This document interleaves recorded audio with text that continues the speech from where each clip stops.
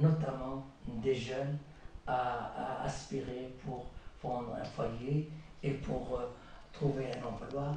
Ce sont les deux éléments clés de ce qu'attendent les députés de cette présente Assemblée, le cas échéant. Et dans le cas contraire, ce serait une situation difficile à gérer après.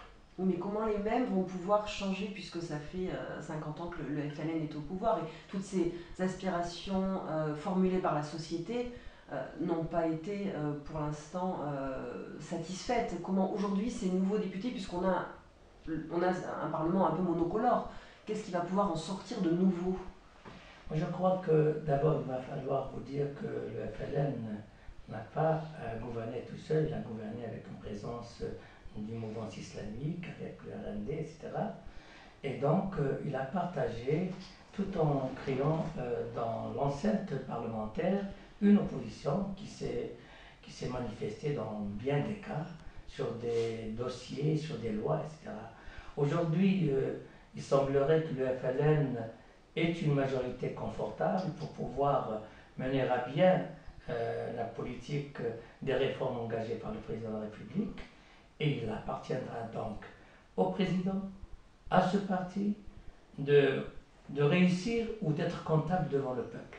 Et si demain il y aurait échec, je dis bien échec de cette politique, le peuple seul est juge d'enlever sa confiance au FLN. Et ce que nous avons vécu tout récemment, je ne pense pas que les gens disent beaucoup de choses, mais je crois que si le peuple a voulu ne pas donner ses voix au FLN, parce qu'il a voulu en faire une valeur refuge et non pas un vote sanction. C'est ce qui était admis dans pas mal, y compris ceux qui sont venus de l'Union européenne pour être des observateurs ou d'autres institutions internationales. Et 500 observateurs qui ont suivi un peu le scrutin. Il y a eu beaucoup même dans certains cas, des fautes sur l'opération électorale. Mais je crois que dans l'ensemble, si le peuple n'avait pas voté, je dis bien si le peuple n'a pas voté, le FLN n'aura jamais eu cette victoire. Et cette victoire, c'est la victoire de l'Algérie, de la stabilité de l'Algérie, au-delà de ce que beaucoup ont prédit qu'il y ait un printemps arabe tel que vécu dans certains pays du Maghreb ou du Moyen-Orient. Vous parlez de stabilité, mais certains disent statu quo. Est-ce que c'est pas le statu quo, cette nouvelle assemblée? Il n'y a pas de statu quo puisque il revient au peuple seul détenteur de la légitimité. C'est lui qui légitime un pouvoir, c'est lui qui légitime une chambre parlementaire. Ce n'est pas une cooptation qui se fait comme ça pour permettre à des gens de pénétrer l'enceinte d'une assemblée par le jeu croisé des cooptations et des lobbying. Moi, je crois qu'il ne faut pas parler de statu quo, beaucoup plus d'une présence d'un FLN qui sent la lourde tâche qui l'attend et il n'est pas dit que le temps nous dira après si le choix était bien ou mauvais par rapport au travail qui sera engagé par cette Assemblée, surtout lorsque on construira, on échafaudera la nouvelle constitution que le président de la République, qui est président du FLN,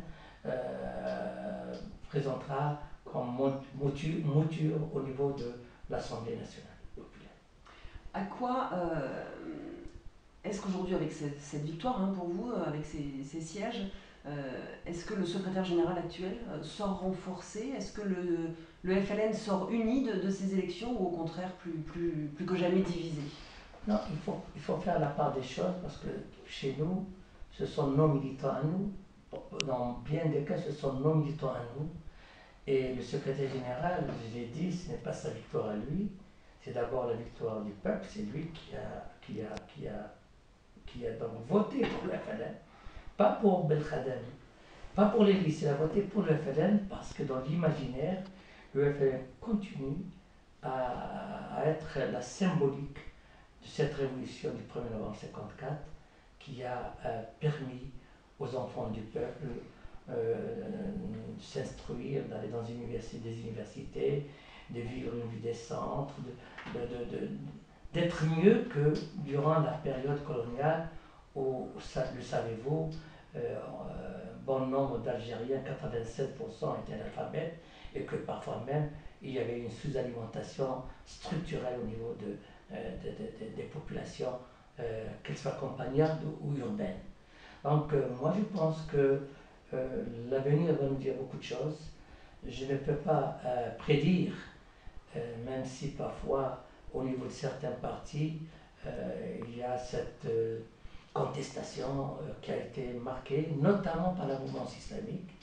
Et je crois que seul l'avenir nous dira ce que sera demain pour l'Algérie. Est-ce que c'est pas paradoxal d'avoir autant de sièges alors que le FLN est peut-être plus divisé que jamais? Moi je crois que le peuple, lorsqu'il a voté, il s'est placé au-dessus de ces divisions d'appareils et de militants. Il s'est tout simplement dit que nous avons un président du FLN qui est le président de la République, qui a fait beaucoup pour le pays, et donc nous devons aller voter. Ils ont voté simplement pour dire à Monsieur le Président de la République que nous sommes avec vous, continuez vos réformes. Et c'est comme ça que ça a été un peu compris assez souvent dans bien des cas. Une dernière petite question sur ce qui va se passer le 19 mai. On peut dire qu'une rébellion est en cours au FLN. Quel est l'objectif de votre rencontre cette semaine et vous, quelle est aujourd'hui pour vous l'urgence au sein du FLN en quelques Pour moi, l'urgence du FLN, c'est de développer. Et évidemment, si je tiens à le dire, le FLN a toujours été un parti où il y avait énormément de sensibilité politique. Les gens s'exprimaient. Et c'est la première fois qu'avec Belkacem, il a rejeté ce débat d'idées et de thèses contradictoires.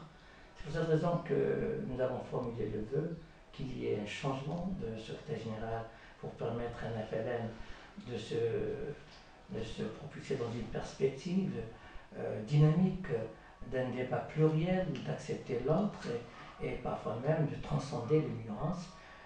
Nous voulons un FLN moderniste, un FLN qui a un ancrage identitaire, bien entendu, dans la filiation politique